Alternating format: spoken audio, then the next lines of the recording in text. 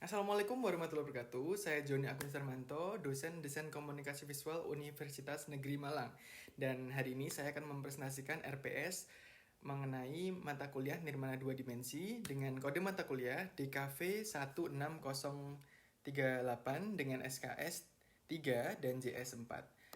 Mata kuliah Nirmana 2 Dimensi ini diambil oleh mahasiswa baru biasanya di semester pertama dan merupakan mata kuliah prasyarat sebelum mereka nantinya di semester 2 akan menempuh mata kuliah Nirmana 3 Dimensi. Deskripsi mata kuliahnya adalah konsep dan ruang lingkup Nirmana 2 Dimensi meliputi teori, pembentukan visualisasi 2 dimensi, aplikasi visualisasi, dan juga analisis. SCPL-nya meliputi memiliki kemampuan menghasilkan konsep desain untuk memecahkan masalah di bidang desain komunikasi visual, memiliki kemampuan memecahkan masalah dalam bentuk karya desain, dan memiliki kemampuan untuk mengkomunikasikan melalui presentasi dan juga publikasi. CPMK-nya ada 4, memahami teori dasar nirmana 2 dimensi, mendalami prinsip dan kaidah organisasi visual 2 dimensi, memvisualisasikan rancangan visual 2 dimensi, dan juga menganalisis. Sedangkan sub CPMK-nya ada CPMK 1.1, menguasai konsep-konsep dasar dalam seni rupa 2 dimensi, CPMK 1.2 memahami kualitas unsur-unsur seni rupa 2 dimensi, garis, warna, tekstur. 1.3 menjelaskan prinsip-prinsip dasar seni rupa 2 dimensi. Dan CPMK 2.1 menerapkan prinsip-prinsip kaidah organisasi visual 2 dimensi. Dilanjutkan dengan CPMK 2.2, 2.3 sampai CPMK 4.3 memberikan umpan balik konstruktif terhadap hasil rancangan visual 2 dimensi. Nah, mahasiswa dalam perkuliahan Nirmana 2 dimensi ini dapat membaca dari dan juga belajar dari 8 referensi yang sudah kami sediakan. Pertama adalah buku berjudul Estetika Sebuah Pengantar, ada buku Nirmana oleh Lili Indrawati dan juga Sajiman Ebi Sanyoto, ada juga Estetika Jalinan Subjek Objek Nilai, Filsafat Keindahan, ada juga beberapa asas perancang trimatra dari Lucius Wong. Lalu juga ada warna, teori, dan penggunaannya dari Sulasmi Dharma Prawira. Dan juga saya membuat satu modul berisi semua materi tentang Nirmana 2 dimensi dari pertemuan awal hingga akhir, dan juga lengkap dengan tugas-tugasnya dan contoh karyanya seperti apa. Lalu kita bahas mengenai pertemuan pertama. Mahasiswa akan didengarkan atau dosen akan menjelaskan mengenai RPS. Selama 1 semester ini mahasiswa akan mendapatkan apa, bagaimana aturannya, tugas-tugas yang akan mereka jalani seperti apa. Nah, seperti itu. Jadi penjelasan keseluruhan tentang perkuliahan Nirmana 2 dimensi selama 1 semester ini. Lalu di pertemuan pertama juga mahasiswa akan diberikan pretest. Pretest ini berupa mengerjakan garis-garis lurus, garis lengkung, diagonal, vertikal, seperti itu. Tujuannya apa? Pretest ini untuk mengetahui kemampuan awal dari mahasiswa itu sendiri. Dari pretest ini sendiri nanti akan diketahui mahasiswa yang memang dia tidak bisa menggambar lurus, menggambar garis lurus, atau mungkin tangannya tremor, tangannya berkeringat, atau mungkin ada karakteristik-karakteristik tertentu nanti yang akan menjadi pertimbangan saya untuk mengajar di kelas ini, seperti itu. Nah, di pertemuan kedua, mahasiswa akan dijelaskan mengenai unsur-unsur seni rupa. Lalu juga dosen akan memberikan penugasan pertama untuk mahasiswa, yaitu komposisi nirmana garis lurus dan juga garis lengkung. Nah, contohnya adalah seperti ini, nirmana garis lurus. Nah, ada juga garis lengkung, misalnya seperti ini. Jadi nantinya mahasiswa harus membuat nirmana garis lurus, garis lengkung ini selama 1 minggu dan dikumpulkan di pertemuan kedua. Di pertemuan kedua mereka akan membahas tugas tersebut, dan dosen juga memberikan materi baru berupa nirmana titik dan juga nirmana bidang. Nah, seperti ini ya, nirmana bidang misalnya, nirmana titik. Jadi ini adalah karya nirmana. Karya nirmana adalah karya yang tidak punya makna ya. Jadi memang dia karya-karya yang tidak membentuk sesuatu, tidak mengidentifikasikan sebagai bentuk sesuatu, tapi dia memiliki karakteristik atau memiliki keindahan seperti itu. Bagaimana caranya mahasiswa bisa membuat sesuatu yang tanpa makna tadi menjadi lebih indah. Selanjutnya di pertemuan ketiga, pertemuan keempat, mahasiswa akan dijelaskan mengenai warna monokrom. Warna monokrom di sini dosen juga memberikan tugas berupa komposisi warna monokrom seperti ini. Jadi warna hitam ke putih, putih ke hitam dengan beberapa gradasi nanti yang akan dikerjakan oleh mahasiswa selama 1 minggu. Dan di sini adalah permulaan mahasiswa menggunakan cat poster. Pertemuan kelima nanti akan dibahas juga. Jadi setiap pertemuan nanti akan dibahas, mahasiswa akan dibahas karyanya, mereka juga bisa menganalisis karya temennya seperti itu. Lalu di pertemuan kelima akan ada bahasan mengenai komposisi teori warna. Di sini kami gunakan color wheel. Di sini mahasiswa juga membuat color wheel atau lingkaran warna terdiri dari warna primer, sekunder, dan juga tersier, di mana semua warna tadi itu harus dijelaskan atau harus dibuat dari 3 warna pokok atau warna primer, yaitu merah, kuning, biru saja. Nah, mereka akhirnya nanti diberikan tugas membuat lingkaran warna seperti ini yang presisi. Pertemuan ke-7, mahasiswa dijelaskan mengenai karakteristik warna tersier. Warna tersier, komplementer, triadik, tetradik, square, analogus, dan sebagainya. Dan di minggu itu, mahasiswa ditugasi untuk membuat warna sekunder. Dan juga selanjutnya adalah warna komplementer. Jadi ini adalah contoh warna sekunder. Warna sekunder orange, hijau, sama ungu seperti ini contoh-contohnya. Dan juga nantinya mahasiswa juga membuat komposisi warna komplementer. Komplementer orange adalah biru seperti ini. Nah, ada juga komplementer yang lain, misalnya komplementer hijau adalah merah seperti itu. Jadi mahasiswa nanti membuat karya-karya yang dibuat mahasiswa ini rata-rata dikerjakan selama 1 minggu karena ukurannya masih tergolong kecil. Lalu untuk pertemuan ke-8 mahasiswa dijelaskan juga mengenai warna split komplementer. Nah, dari keseluruhan warna tersebut ternyata merupakan warna-warna turunan dari warna primer tadi, sehingga nanti di pertemuan ke-8 mahasiswa diberikan tugas untuk membuat komposisi warna sebanyak 30 turunan warna dari warna primer tadi. Jadi contohnya seperti ini. Nah, ini juga. Nah, seperti itu. Jadi mahasiswa diwajibkan untuk membuat karya ini.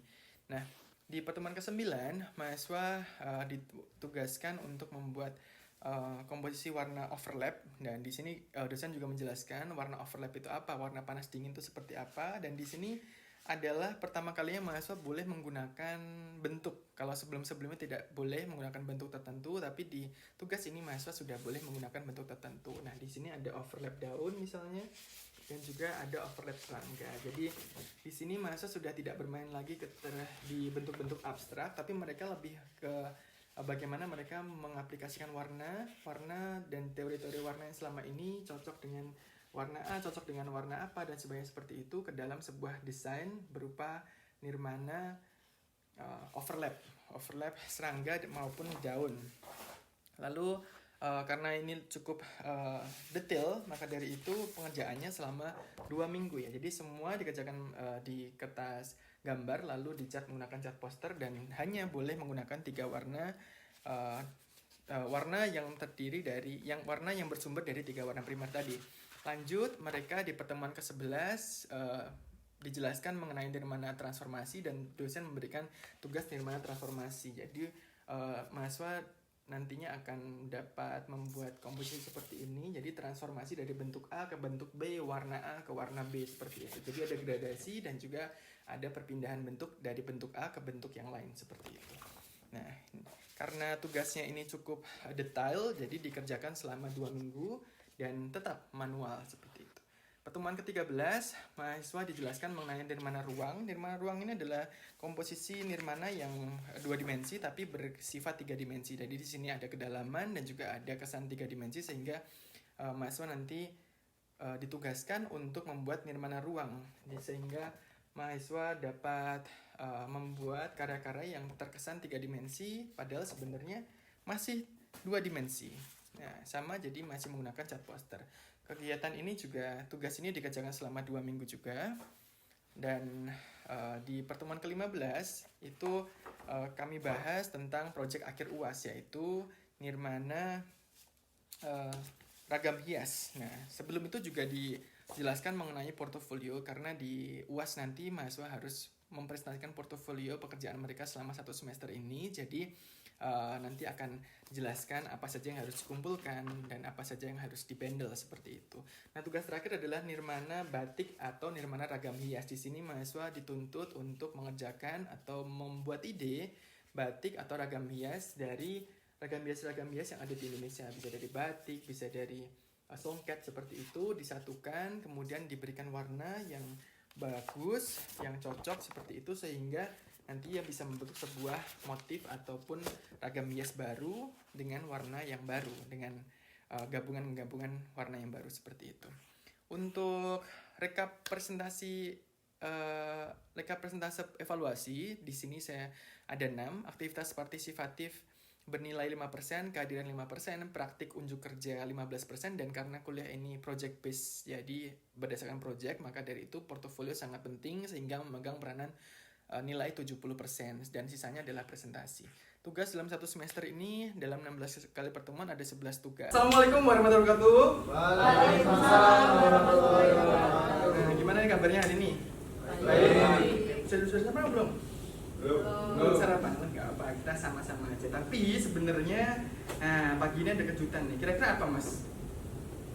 Riza. Betul, nilai nirmana. Nah, minggu lalu kan kalian udah dapat nilai, udah dapat kuis alias tugas nirmana terakhir yang hitam putih. Sebenarnya hari ini ada kejutan lain lagi, yaitu kita pasti akan menginjak ke materi yang lain selain nirmana hitam putih. Nah, ini saya bagi dulu aja ya. Nah, Mas Rizal.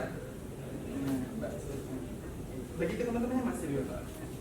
Oke, coba dilihat dulu nilainya. Nah, kira-kira ada yang mau tanya nggak? Kira-kira kok nilainya seperti itu, kenapa? Bagus nggak Mas Rizal? Bagus.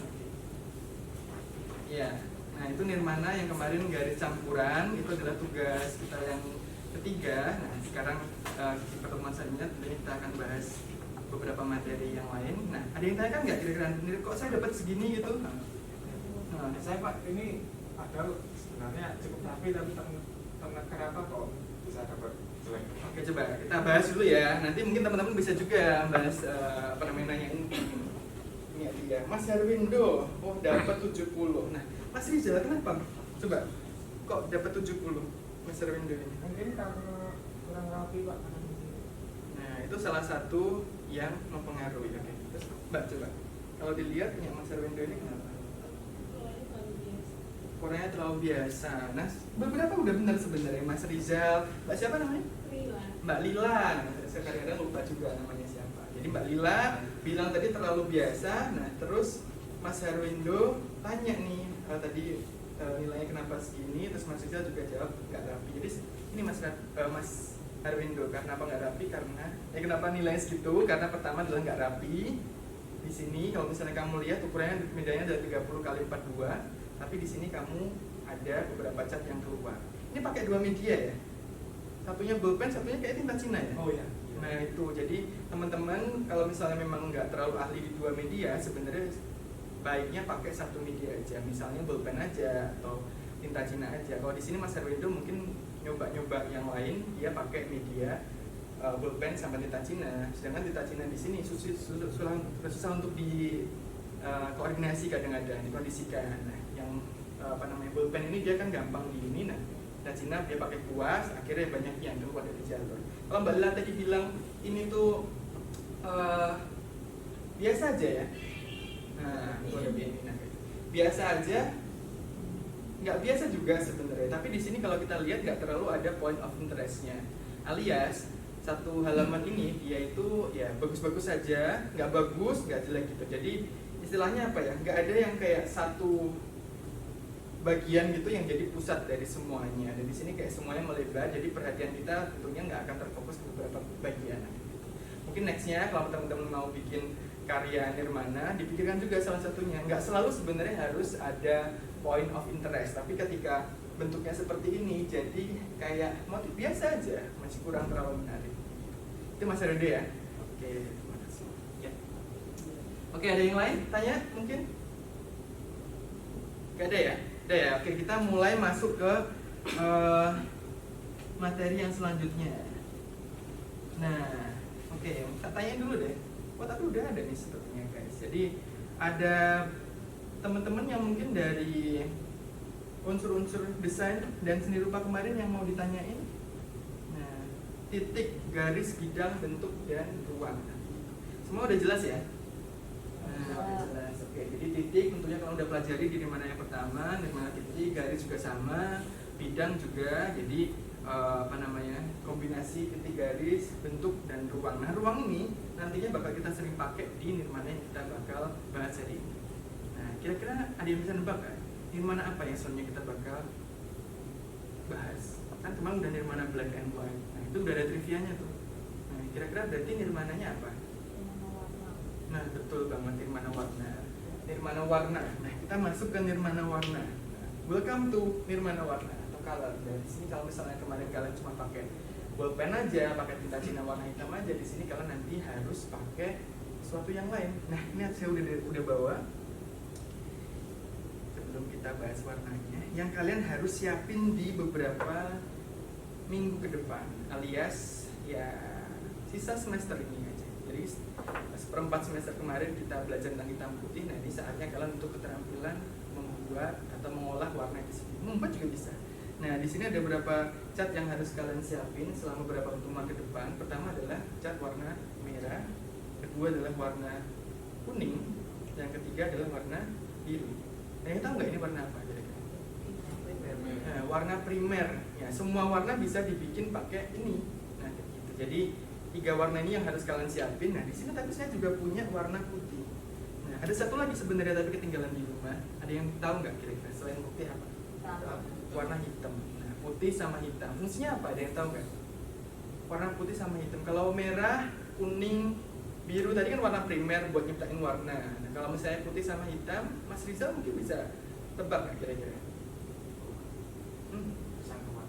Membentuk kesan ruang. Nah, bisa jadi. Tapi sebenarnya manfaat utamanya apa? Hitam sama putih tadi. Membuat warna cerah dan membuat warna terang. Nah, betul banget. Jadi membuat warna lebih cerah, lebih terang lah gitu. Lebih terang dan juga membuat warna kalau misalnya hitam berarti lebih gelap. Nah, seperti itu. Mau bikin merah jadi terang alias merah muda berarti harus tambahin putih. Kalau misalnya merah bulu hitam, nah kayak gitu bisa ditambahin warna hitam. Nah, ini di peralatan yang kalian harus siapin sama berapa minggu ini ada cat poster tadi ada 5 doang, nggak boleh pakai yang lain ya. Kalau misalnya nanti mau bikin warna orange ya berarti harus campuran dari 3 warna tadi apa kira-kira. Terus kuas halus. Nah, di sini kuasnya emang nggak saya bawa, tapi teman-teman juga mungkin ada yang udah tahu bahwa kita butuh kuas dengan berbagai macam ukuran. Kuasnya itu harus kuas yang berwarna hitam atau warna coklat bulunya, bukan warna putih. Nah, kalau misalnya biasanya warna putih itu dia lebih kasar, betul. Biasanya untuk ngecat apa? Kalau warna cat tembok bisa, atau cat minyak juga bisa. Jadi pakai kanvas kayak gitu biasanya pakai cat, biasanya pakai kuas warna putih. Tapi kalau misalnya kita di sini, karena di situ ada buku gambar yang kalian harus siapin di beberapa pertemuan ini, tentunya dia harus butuh kuas yang lebih lembut.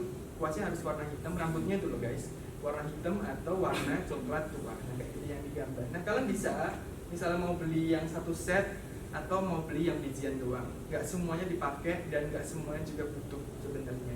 Ada anak yang memang dari awal itu butuh cuma 2 kuas doang, bisa dengan segala medan. Dia mau kecil mau gede dia bisa pakai kuas itu. Tapi kalau misalnya kalian memang kesulitan untuk bikin garis kecil atau ngarsir tempat kecil dengan pakai kuas yang gede, berarti kalian mungkin butuh yang beberapa kuas yang lain. Nah, oke, kita masuk ke nirmana komposisi warna. Nah, bagus banget ya. Nah, kalau misalnya kemarin cuma hitam putih aja, kita udah masuk ke nirmana komposisi warna. Ini tantangannya banyak banget. Kalau misalnya kalian lihat di depan ini tugasnya yang kalian bakal bikin selama 1 semester. Banyak nggak kira-kira? Nah, banyak banget ya. Di sini ada trivianya, ada tugas ini kira-kira apa. Nanti saya akan kasih tahu kalian. Terus ada juga tugas yang ini. Loh, kok nirmana ada belalang-belangnya? Nah, ini teman-teman nanti di ending dari semester ini itu ada nirmana overlay atau tumpang tindih. Nah, seperti itu. Jadi dia ada nirmana, itu ada pilihannya sih di sini. Nanti kalian bisa lihat-lihat contoh-contoh dari kakak kelas kalian ini. Ini ada nirmana daun sama nirmana serangga. Susah nggak kira-kira? Susah yo. Nah, itu jadi kalian harus perhatiin kayak gitu. Dan ini tugasnya selama 2 atau 1 minggu, misalnya 1 atau 2 minggu aja. Jadi kalau misalnya kalian emang sekarang ada tugas terus kalian nggak kerjain, pasti minggu depannya bakal numpuk. Nah kayak gitu. Ini contoh-contohnya, ini kalau ini Nirmana Ruang, nah seperti itu. Jadi hampir UAS nanti, UASnya hampir 1 meeting sebelum UAS nanti kalian bikinnya seperti ini. Ya, kalau misalnya kemarin cuma kita mainnya di A3 aja, kalau ini ukurannya nanti makin gede. Nah mungkin untuk beberapa minggu depan juga ada yang lain. Nah kayak misalnya ini Nirmana warna monokrom, nah, seperti itu, atau warna ya warna yang senada. Nah itulah. Oke, kita coba lihat dulu kira-kira warna itu apa. Nah warna ini bisa dibaca sendiri ya. Jadi warna adalah unsur penting di kehidupan ini. Kalau misalnya nggak ada warna, tentunya kalian bakal mungkin ya nggak akan bisa bedain. Kayak misalnya, oh saya ke kampus harus pakai warna apa, hijau, putih kah. Sekarang Mas Rizal pakai biru, Harwindo pakai putih. Nah ini maksudnya apa? Saya juga kurang tahu. Nah jadi dia itu paling dominan. Kalau misalnya kalian di sini kan anak desain komunikasi visual, tentunya nggak mungkin dalam kehidupan kalian nanti itu bakal nggak mainin warna. Nah, walaupun mungkin sekarang Mas itu preferensinya warnanya itu hampir semuanya itu, oh ini Pak apa namanya monokrom aja. Tapi nggak menutup kemungkinan nanti kalau misalnya dapat klien dia pengen warna yang cukup beragam. Kalau misalnya kalian ahli di bidang Nirmana ini, pasti kalau misalnya kalian dapat project yang di dalamnya itu ada kayak ngolah warna itu pasti akan lebih gampang. Nah, seperti itu. Oke, dan warna ini muncul karena ada cahaya. Kalau misalnya nggak ada cahaya, tentunya dia semua akan jadi warna apa? Hitam. Nah, gitu. Jadi kalau misalnya di sini di kelas ini ada cahaya, misalnya muncul warna pink, kuning, jadi semua ditutup, jendelanya, lampu dimatiin, panas pasti semua akan jadi warna hitam. Nah, oke. Nah, apa ini kira-kira? Nah, hitam dan putih. Nah, ada yang bisa nebak nggak atau mungkin kasih pendapat kira-kira hitam dan putih ini termasuk warna apa enggak? Coba kamu warna nggak sih? Termasuk. Kenapa? Apa? Termasuk nggak kira-kira atau masih nih? Oh kenapa kok nggak kira-kira? Karena tidak bisa menciptakan warna baru. Tidak bisa menciptakan warna baru. Oke. Ada yang lain mungkin alasannya? Ada yang enggak? Atau enggak tahu? Oke. Ya.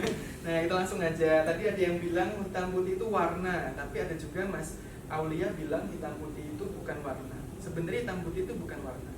Nah tapi ada juga teori yang menyatakan kalau putih itu warna. Yang jelas hitam itu bukan warna. Karena hitam itu muncul karena nggak ada cahaya. Makanya dia cuma masalah spektrum aja. Jadi dia nggak menciptakan sesuatu yang lain karena dia muncul karena gelap gitu. Kalau putih itu tahu nggak sih dari apa kira-kira? Putih itu tercipta dari apa kira-kira? Nah kalau kalian dulu di SMA udah belajar yang namanya teori cahaya, sebenarnya udah ada bocorannya. Putih itu adalah kombinasi dari semua warna cahaya. Kalau misalnya kalian di panggung kemarin nonton acaranya anak seni tari misalnya, semua warna merah, kuning, biru semua disatuin pasti jadinya bakal warna putih. Nah, jadi dia ada yang nyebut warna, ada yang enggak kalau putih. Kalau di sini sebenarnya kita sebutnya bukan warna. Jadi hitam putih bukan warna, tapi dia cuma menciptakan kayak gelap sama terang aja. Oke, jadi ini adalah teori warna Brewster. Jadi lingkaran warna sebenarnya. Ada berapa warna coba dihitung? Nah, berapa? 12 atau lebih? Coba.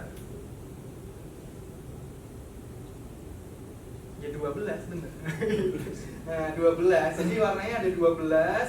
Yang di tengah itu tentunya ada di bagian pinggir. Nah, kalau misalnya kalian lihat di bagian tengah ini, ya sudah ada di pinggirnya seperti itu. Yang kalian lihat bisa yang bagian pinggir-pinggir aja. Dan di situ ada warna primer, sekunder, tersier. Mungkin ada beberapa di sini yang kemarin udah belajar. Nah, kalian udah tahu mungkin kayak warna sekunder yang mana. Tapi kita bisa jelasin di sini. Nah, warna primer. Nah, tadi udah dijelasin juga, udah tak tunjukin juga warna primer. Ini nggak macam-macam ya. Kalau misalnya kalian ke toko buku beli ini, teman-teman ini harganya nggak terlalu mahal sebenarnya. Tapi kalau misalnya kalian ngerjain ini salah-salah, banyak yang revisi itu tentunya pasti akan agak nguras kantong. Tapi saya saranin teman-teman nantinya ya, karena nggak seperti Nirmana yang sebelumnya itu bisa di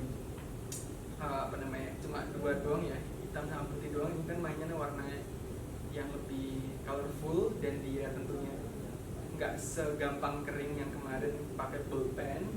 Jadi ya lebih hati-hati aja. Nah, warna kuningnya ini harus warna yang benar-benar kuning alias yellow top. Kalau misalnya kalian pakai yellow mint atau yellow pale di toko buku gitu, jangan. Jadi harus yang benar-benar tulisannya cuma yellow. Red juga sama. Jadi Carmine ini juga termasuk ke red.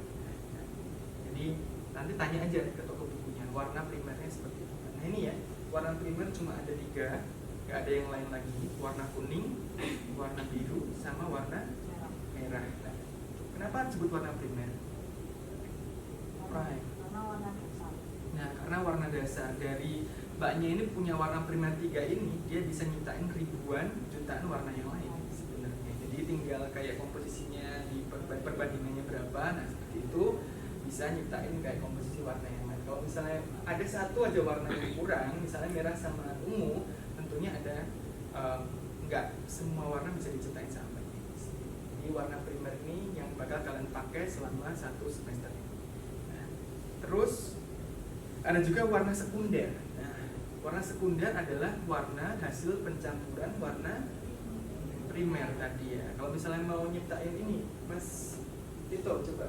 Kalau mau nyiptain warna orange, warna orange, pakai warna apa? Sama warna kuning. Nah, warna merah sama warna kuning. Kalau merah sama biru jadinya apa gitu?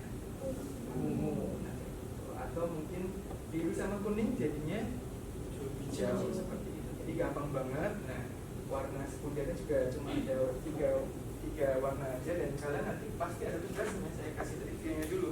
Nah, tugasnya di warna sekunder tuh kayak gini. Nah, oke.